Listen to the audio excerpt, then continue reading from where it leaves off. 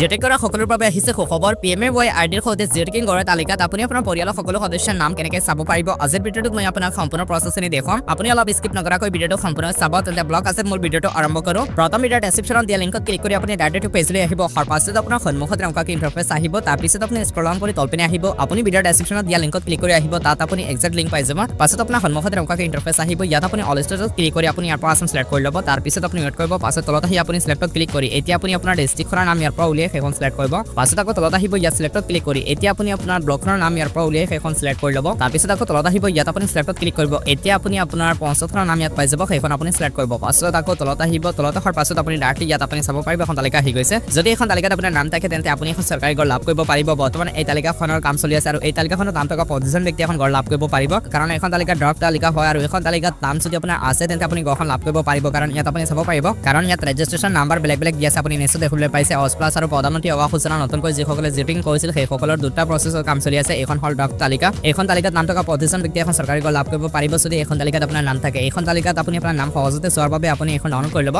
download কৰাৰ বাবে ইয়াত দি আছে ডাউনলোড PDF ইয়াত ক্লিক কৰি আপুনি তালিকাখন আপোনাৰ মোবাইল ফোনত ডাউনলোড কৰি ল'ব ডাউনলোড কৰি একেবাৰে সহজতে আপুনি চাব পাৰিব এতিয়া আপোনাৰ পৰিয়ালৰ সকলো সদস্যৰ নাম আছে নে নাই আপুনি কেনেকৈ চেক কৰিব পাৰিব লগতে সেকশন কেতিয়া হৈছে আৰু আপোনাৰ গড়খন কেতিয়া আহিব কিমান টকা বাজেটৰ গড় লাভ কৰিব পাৰিব আৰু লগতে আপোনাৰ নাম ভেৰিফাইড হৈছে নে নাই PFMS পাছ হৈছে নে নাই কেতিয়া পইচা সোমাব আপোনাৰ একাউণ্টত গোটেইখিনি চাবলৈ আপুনি ইয়াত চাব পাৰিব আপোনাৰ নামৰ সৈতে এটা ৰেজিষ্ট্ৰেচন নাম্বাৰ দি আছে এই ৰেজিষ্ট্ৰেচন নাম্বাৰটো আপুনি ইয়াৰ পৰা কপি কৰি ল'ব মই ইয়াত ৰেজিষ্ট্ৰেচন নাম্বাৰ এটা কপি কৰি আপোনাক দেখুৱাই আছো নাম্বাৰটো কপি কৰাৰ পাছত আপুনি ইয়াৰ পৰা একেবাৰে ওপৰত আহিব ওপৰত অহাৰ পাছত আপুনি চাব পাৰিব ইয়াত দি আছে ষ্টেক হোল্ডাৰ্ছ ইয়াত আপুনি ক্লিক কৰিব তাৰপিছত আপুনি চাব পাৰিব ইয়াত দি আছে SECC ফেমিলি মেম্বাৰ ডিটেইলছ ইয়াত আপুনি ক্লিক কৰিব তাৰপিছত আপোনাৰ সন্মুখত এনেকুৱাকৈ 404 আহিব পাৰে আপুনি বেক টু হোমত ক্লিক কৰি দিব বেক টু হোমত ক্লিক কৰাৰ পাছত আপুনি অলপ সময় ৱেট কৰিব অলপ লোডিং হ'ব তাৰপিছত আকৌ আপুনি ষ্টেক হোল্ডাৰত ক্লিক কৰিব তাৰপিছত SECC ফেমিলি মেম্বাৰ ডিটেইলছ ইয়াত আপুনি ক্লিক কৰিব আকৌ আপুনি ইয়াত ক্লিক কৰি দিব পাছত আপোনাৰ সন্মুখত এনেকুৱাকৈ ইণ্টাৰফেচ আহিব এতিয়া আপুনি চাব পাৰিব ইয়াত দি আছে ষ্টেট ইয়াত ক্লিক কৰিব ক্লিক কৰি আপুনি আসাম সিলেক্ট কৰিব 4 নম্বৰত পাই যাব তাৰপিছত দি আছে PMAYID বৰ্তমান আপুনি যিটো নাম্বাৰ কপি কৰিছিল সেইটো আপুনি AS বাদ দি প্ৰথম যিটো AS দি আছে সেই AS নাম্বাৰটো বাদ দি বাকি যিকেইটা নাম্বাৰ আছে সেই নাম্বাৰকেইটা আপুনি এই বক্সত এণ্টাৰ কৰিব পাছত এই কেপচা কোডটো ইয়াত ফিল কৰি আপুনি গেট ফেমিলি মেম্বাৰ ডিটেইলছত ক্লিক কৰি দিব গেট ফেমিলি মেম্বাৰ ডিটেইলছত ক্লিক কৰাৰ পাছত আপুনি অলপ সময় ৱেট কৰিব অলপ লোডিং হ'ব